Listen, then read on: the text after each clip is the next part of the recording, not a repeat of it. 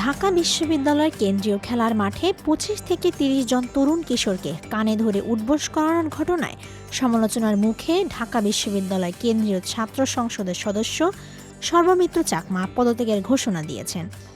সোমবার ঢাবি শিক্ষার্থীদের গ্রুপ ঢাকা বিশ্ববিদ্যালয় শিক্ষার্থী সংসদ ২-এ তিনি তার এ দায়িত্ব থেকে সরে দাঁড়ানোর সিদ্ধান্তের কথা জানান।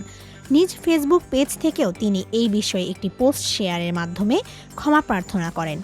সাম্প্রতিক কেন্দ্রীয় ঢাকা বিশ্ববিদ্যালয়ের শিক্ষার্থী সর্বমিত্র চাকমার ২টি কানে ধরার ভিডিও ভাইরাল হওয়ার পর এই সিদ্ধান্ত নিলেন তিনি তার পোস্টে জানান, ঢাকা বিশ্ববিদ্যালয়ের শারীরিক শিক্ষা কেন্দ্রের মাঠটি শুধু শিক্ষার্থীদের জন্য। দীর্ঘদিন ধরে বহিরাগতদের অবাধ অনুপ্রবেশ একটি গুরুতর নিরাপত্তা সংকটে রূপ নিয়েছে। বহিরাগত ব্যক্তিদের দ্বারা প্রায় নারী শিক্ষার্থীদের হেনস্থার ঘটনা ঘটে। মোবাইল ফোন, মানিব্যাগ ও সাইকেল চুরির মতো ন্যক্কারজনক ঘটনা ঘটে। এসব ঘটনা শুধু শিক্ষার্থীদের ব্যক্তিগত নিরাপত্তাকে হুমকির মুখে ফেলছে না, বরং একটি শিক্ষা প্রতিষ্ঠানের মর্যাদা ও নিরাপত্তা পরিবেশকেও প্রশ্নবিদ্ধ করছে।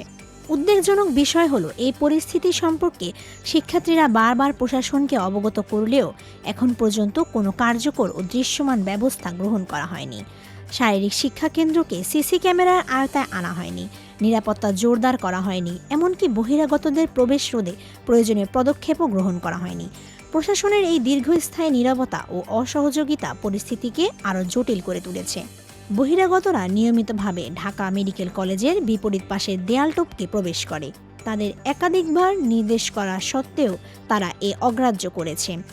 নিষেধ করতে গেলে তারা উল্টো স্টাফদের লক্ষ্য করে ঢিল ছুঁড়ে পালিয়ে যায়, যা একটি চরম নিরাপত্তার ঝুঁকির ইঙ্গিত বহন করে।